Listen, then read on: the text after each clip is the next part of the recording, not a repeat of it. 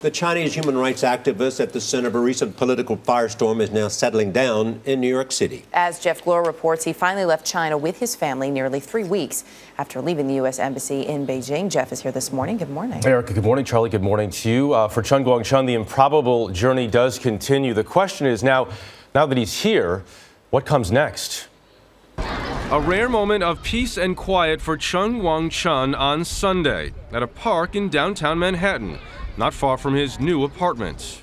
That after his sudden flight to the U.S. on Saturday morning and his hero's welcome later that day.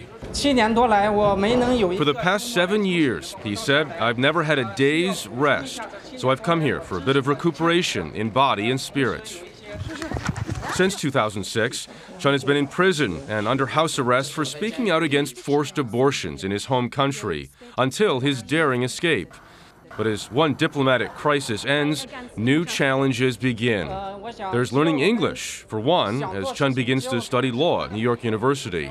Far more imposing, though, a history that shows his ability to affect change will not be the same. Dissidents who've come out from China in the past have pretty much lost their impact on China. They've tried to use the internet and publications and the telephone and so on to maintain networks in China, but they're not really in the game in China.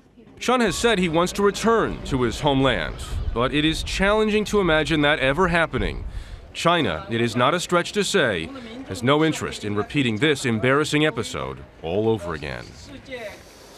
So where are we in the story that got so much attention, caused so much conflict between the United States and China? Look, he's in a very tough spot. Dissidents who leave China do not go back. They're not invited back willingly. Those who try to go back, who sneak in, are then rearrested. The other issue here is that Chen's family, his immediate family, is safe with him.